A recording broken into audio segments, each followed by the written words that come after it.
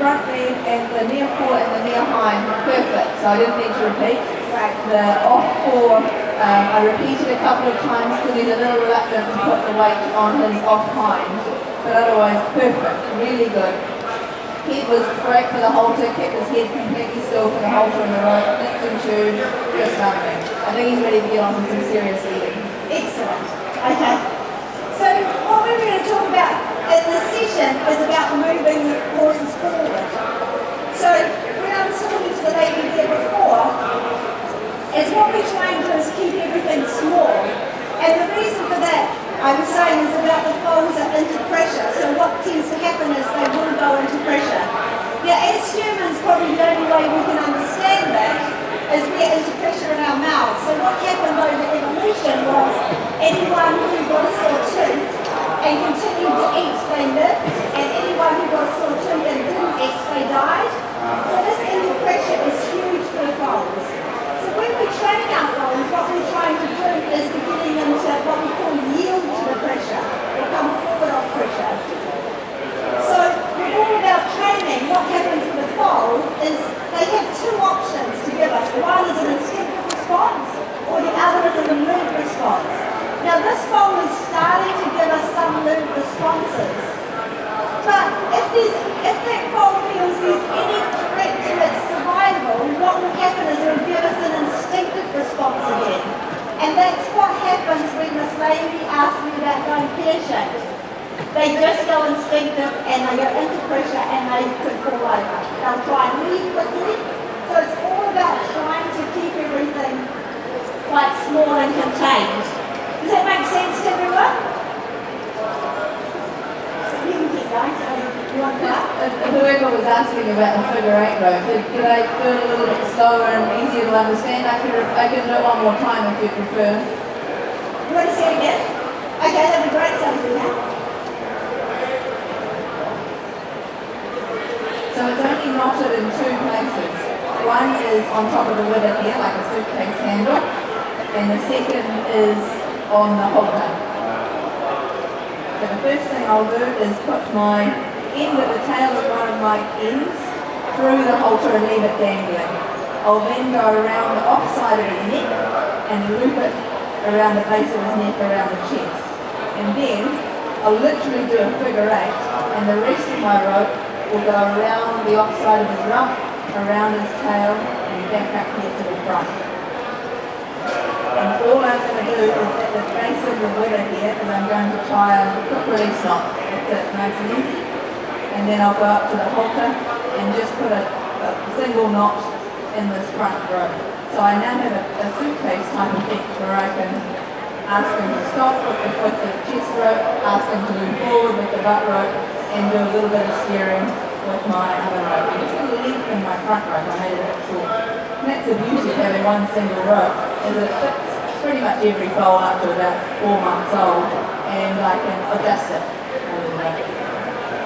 Okay, so Michelle, if you want to go into the middle, I'll just go around you once, and I think what we're going to do is go out of the gate. This mare, if this mare is not settled when we go out into the main part of the arena, we'll just bring her straight back in. But it'll be nice for the foal to have a bit more room to show you his moves. Not sure what his moves will be, but he'll show us. Okay, there you can get the gate if you do one. So Michelle, just walk the mare around until you think she's settled enough to find a place to stop.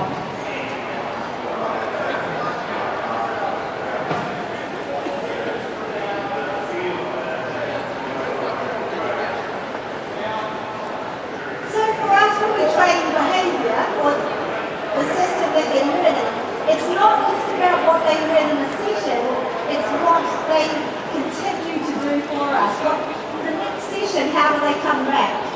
So you can see this foal has come back really well with its feet from the session before, and there's only like 5 or 6 minutes in between. It's actually, you see the mare's getting a little bit more worried because she's out here, and the foal's actually quite enjoying it. So when we talked about the mare, how she's so important, because what she'll do is keep calling him back. And so, see how she's licked and chewed now because he's back again? He's not so concerned, but she really is quite concerned. So for her to go really well is Michelle's now starting to move further because Michelle's trying to keep her attention on her so Sally can go off and do a bit more leading with Belstone Melody. And he's going to show us something, I think. It's not cool. But I'm really happy. He's moving forward. He's responsive to left and right. I haven't tried to stop him no one now. But I can really control him in every foal through the rhythm of my footfall. So just as if you're working a horse loose, you can really get them to go quicker or slower in the rhythm of your footfall. So although I do want to teach him my cues, so I need to teach him the stop and the turns and the go forward, I can also influence him far more subtly. So that's lovely that he's responding to a left turn request even though he was about to give you a little bucking display. I think it's a real credit to these horses that they are just such a great breed because they're so trainable. Like it's incredible for him to come out here. We've changed environment, it's bigger for him. He's got every option that he could become worried with absolute safety response, but he hasn't. He's stayed big in with Sally and he's done really well.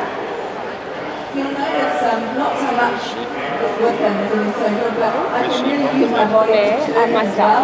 Okay. So if I No, I bought her. Before I hit the fence and he's not responding to the halter so much, I can just step back, put my foot under him and move those hips around. And like then, if he goes to go forward quickly and I don't want him to, I can just move those hips around, bob him into a turn and put him up against the side of the line like that. So it is quite easy to contain the foals through using our bodies as well as our environment.